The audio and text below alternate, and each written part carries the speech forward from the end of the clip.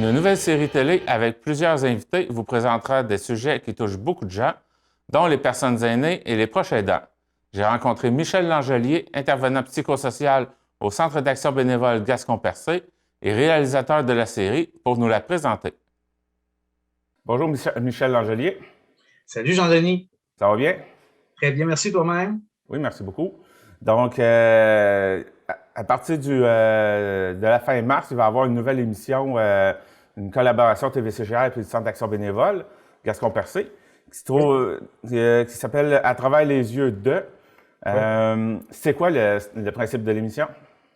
Ben, c'est vraiment intéressant parce que, bon, on a déjà collaboré ensemble. Hein? C'était l'été passé avec les émissions Une ville, un sujet. Puis que ça s'est bien passé, on a décidé de renouveler l'aventure. Bref, à travers les yeux d'eux, c'est qu'on va essayer, à travers de personnes d'origines différentes, de cultures différentes, de milieux professionnels différents, on va essayer de voir, puis on va parler de plein de sujets qui touchent plein de monde, bien évidemment, tout en portant une attention aux personnes aînées ainsi que les proches aidants. Puis le but de tout ça, c'est qu'à travers eux, leurs yeux, comment eux interprètent la vie, comment ils prennent soin d'eux, comment ils s'occupent des gens autour. C'est un peu ça qu'on va essayer de faire dans le but d'apprendre des choses, de les comprendre, peut-être de cheminer, puis développer des outils.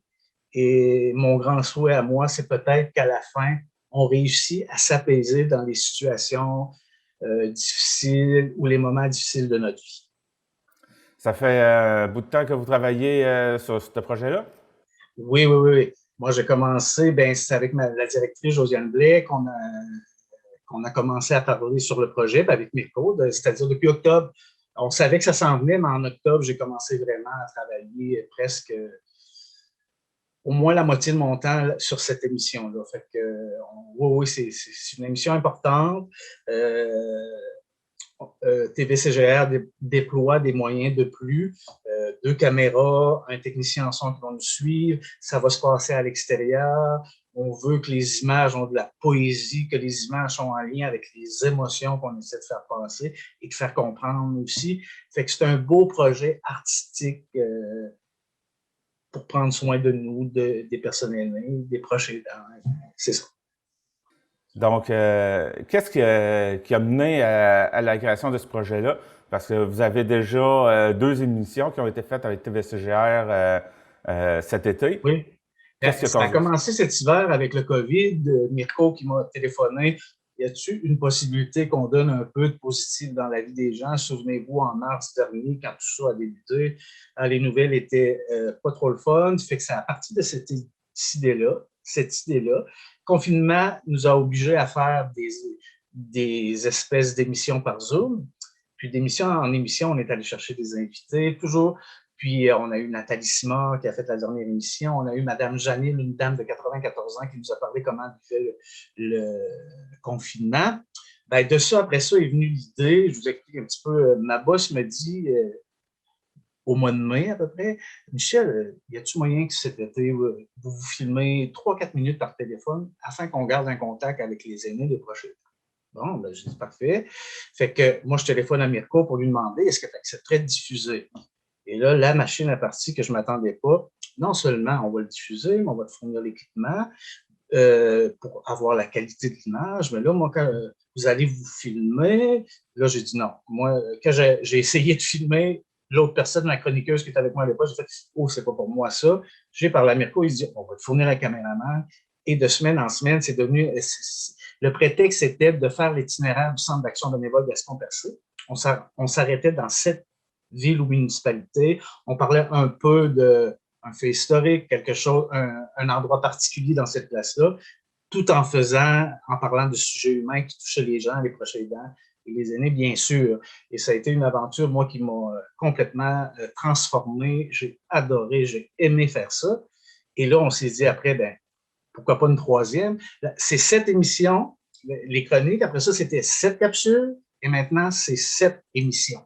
Fait qu'après ça, c'est clos par rapport à cette formule-là. C'est un peu la genèse qui nous amène aujourd'hui à travers les yeux d'eux. À travers les yeux d'eux, on le dit, c'est à travers l'intérieur de la personne qu'on va voir, elle, sa vision de la vie. On va aller un peu plus loin dans les propos. Qui on va avoir à ces émissions-là? Oh, je suis content que tu me poses la question parce qu'on a des invités, parce que les vedettes de ces émissions-là, c'est les invités. Et c'est des personnes extraordinaires. Je vais y aller par ordre que ça va se passer avec les émissions. Première émission, on va avoir Mme Brigitte Grenier. Je ne sais pas si vous connaissez Brigitte. Elle travaille à la Villa Pabot depuis plusieurs années. Moi, je l'ai rencontrée quand je suis allé présenter mes services de proches aidants, pour les proches aidants. Et j'ai regardé cette personne-là. J'ai dit, il faut que les gens découvrent Brigitte, c'est incroyable. Donc, la première émission, on va parler un peu de. Souvent, on entend qu'est-ce qui se passe pour qu'on arrive à Villa? C'est quoi les étapes? Puis il y a plein de choses qui se disent aussi qui sont étonnantes, genre, il l'a placé, il était fatigué. C'est pas tout à fait comme ça. Fait qu'on va essayer avec Brigitte, avec son expérience, de démystifier tout ça. Puis, bien sûr qu'elle a constaté au cours des années l'évolution du rôle du proche aidant dans la société. Elle va nous parler de ça. Puis Brigitte, c'est une femme de cœur, de passion. Fait que c'est bien sûr que je vais m'intéresser à son expérience humaine à elle à travers tout ça. Ça, c'est la première émission. La deuxième émission, c'est à travers les yeux de Jolène Covey. Jolène, qui est proche aidante.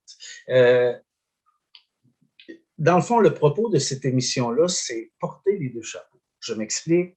Je viens de dire que Jolène, c'est une aidante et elle se retrouve maintenant dans une position d'aider. Elle a besoin d'aide à son tour. Imaginez un peu qu'est-ce qui se passe comment ça doit être difficile. C'est toi qui es habitué à t'occuper des gens et là, tu dois accepter qu'on s'occupe de toi. Fait que c'est tout avec sa générosité, son authenticité. On va se promener à Grande-Rivière, on va aller voir les bateaux, c'est vraiment intéressant. Puis c'est rare qu'on aborde cette question-là, porter les deux choses. Ça, c'est notre deuxième émission avec Jolène. La troisième, c'est à travers les yeux d'Anne-Marie Maignan, une femme haïtienne qui a immigré au Québec, qui habite à Montréal et qui se retrouve par hasard à Port-Rouge. Je vous en dis pas plus. On verra à l'intérieur des émissions.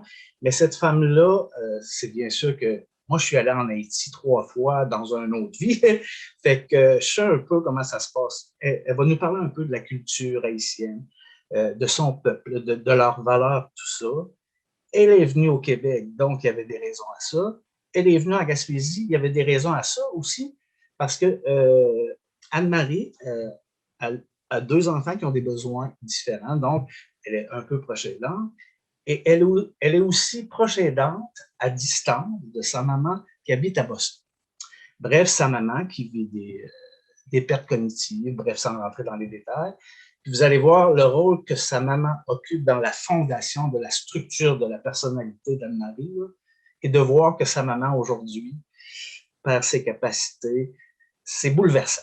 Mais c'est d'une beauté, elle est d'une générosité, ça va être une belle émission aussi. On va avoir droit à des photos d'Haïti, de sa maman, des vidéos d'Haïti, où on va sentir l'ambiance de ce pays. Ça, c'est la troisième émission. La quatrième, on s'en va à Newport rencontrer Amélie Blais, qui est une jeune femme qui est propriétaire de 3 ressources pour personnes âgées. Moi, ça m'impressionne parce que c'est beaucoup, là. Fait que, dans le fond, puis on va essayer aussi de comprendre. Les gens il y a un peu de confusion autour de c'est quoi une RPA, une RTF, des lits privés, aller au public, tout ça. Fait que les personnes sont comme mêlées dans tout ça. Elle va essayer de nous expliquer les différences dans ces ressources, nous parler un peu comment le quotidien se passe dans les ressources, bien sûr, l'accueil, bref, tout ça. Puis je m'intéresse bien sûr, ce qui aussi, c'est que comment se fait-il qu'une fille de si jeune âge achète 3 ressources pour personnes âgées avec tout ce qu'on entend aujourd'hui, qu'on voit l'exigence et le défi que ça demande.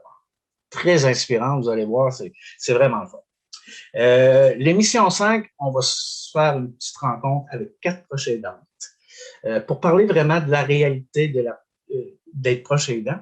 C'est 4 femmes, le hasard a voulu que ce soit 4 femmes. Il y a une femme qui est handicapée, qui est proche aidant de ses parents. Il y a une femme que son conjoint est en institution depuis un petit bout, tout ce que ça comporte comme étape, comme émotion. Il y a une autre femme qui a vécu tout ça et sa maman est décédée, donc le deuil a fait tout ça. Puis il y a une personne qui a un enfant qui a des besoins différents aussi et qui, elle, héberge des personnes âgées avec des problèmes de santé mentale.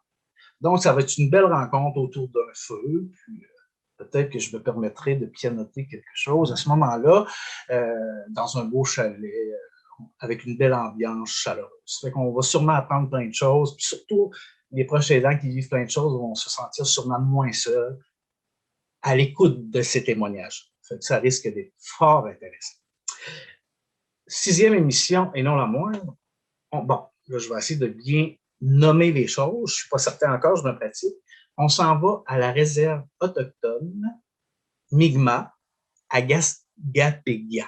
Je vais me pratiquer pour l'émission, je vais être meilleur. C'est la réserve Mi'kmaq, mais eux me disent de prononcer Mi'kmaq. Donc, c'est à travers les yeux de Mme Jeannette Martin, une femme autochtone qu'on va, bien sûr, qu'on va s'informer, on va essayer d'en apprendre sur la culture, souvent mal connue. Mais moi, quand je suis retourné aux études en 2010, j'ai assisté à une conférence que donnait une femme autochtone. J'ai appris plein de choses intéressantes, mais ce qui m'avait particulièrement fasciné, c'est l'importance qu'eux accordent à leurs aînés. C'est quelque chose. Ils sont sur un piédestal, c'est leur référence, tout ça. Donc, on va parler de tout ça. Puis, moi, je lui ai posé la question, les proches aidants chez vous, là, dans votre communauté, ben, dis-nous, c'est même pas... Tu sais, des fois, on peut se poser la question, est-ce que je vais habiter avec la personne malade? Est-ce que je m'en occupe? On a le droit de se poser ces questions-là et c'est notre choix. Mais elle m'a dit que dans sa culture à elle, la question ne se pose même pas. Cela va de soi. Fait qu'on n'est pas dans la morale, qu'on ne veut pas dire qui est bien ou pas bien. Elle va nous parler de tout ça. Elle va nous faire une petite performance toute douce. Et si le contexte le permet, je me joindrai à une cérémonie spirituelle, disons-le comme ça, puis pour clore ça, c'est ça, j'ai bien hâte à tout ça. Et notre dernière émission, je me permets que c'est à travers les yeux de Bibi, Michel Langelier, c'est-à-dire... on va faire un peu le tour, revenir sur ce qu'on a vécu comme expérience humaine avec ces belles histoires d'êtres humains. Et j'avais le goût aussi de faire découvrir mon milieu de travail. Moi, je trouve, là, je vous parle en tant que Michel Langelier, parce que les gens qui travaillent au Centre d'action bénévole sont assez modestes. Moi, je trouve qu'il se passe énormément de belles choses dans ce Centre d'action bénévole-là, de l'aide directe à la clientèle. Et ça, je trouve important d'en parler. J'ai le goût de vous parler de ça, de vous faire découvrir mon milieu de travail. Puis bien sûr, dans un centre d'action bénévole, qu'est-ce qui alimente ça? Qu'est-ce qui est à la base d'un centre d'action bénévole? Ce sont les bénévoles. Alors, on va s'entretenir avec 2 bénévoles, M. Laurent Milot ainsi que Mme Brenda Moreau, sur leur expérience de bénévole, qu'est-ce que ça leur apporte, tout ça. Puis à la fin, ben, on va revenir sur tout ce qu'on a vécu. Puis, j'ai juste à penser à la fin, puis je suis déjà dans l'émotion. Bref, ça risque d'être une belle histoire. J'ai hâte. Les gens qui nous entourent, votre équipe, on fait une équipe formidable. Les gens sont engagés dans le projet. On veut tous se dépasser parce que moi, je suis habitué de parler. Là, je vais aussi poser des questions. Fait que c'est mon défi personnel. Comme les caméramans aussi, ils veulent aller plus loin dans l'image. Mirko, tout ça, toi, Jean-Denis. Fait qu'on est bien heureux de ça. Merci d'être là avec nous, puis on va faire tout notre possible pour donner un produit de qualité. C'est quand qu'on devrait pouvoir voir cette belle émission-là, à partir de quand? Oui. Faut livrer la marchandise maintenant, mais on est prêt, on a hâte. Ça va être les mercredis à 19h sur les ondes de TV-CGR, à partir du 24 mars. Puis bien sûr que par la suite, là, ça va aller sur les Facebook, YouTube, Twitter. Vous ne pourrez pas manquer ça, je vous le jure. On va publier ça partout. Voilà, c'est ça. Puis probablement aussi sur les ondes de Télévague, qu'on va pouvoir diffuser notre production sur les ondes de Télévague. Donc voilà, les gens ne pourront pas le manquer. On va s'organiser pour qu'ils la voient, cette émission-là. On a fait le tour de la présentation de l'émission. Pardon? On a fait le tour de la présentation de l'émission. Oui, merci beaucoup. Je pense que j'ai eu du temps pour bien l'expliquer, puis j'espère que j'ai suscité l'intérêt chez les gens. Merci beaucoup, Michel Langelier, de nous en avoir parlé. Merci beaucoup, Jean-Denis. 1 700 $ en prix. Tous les dimanches, 12h30, jouez à votre super télébingo.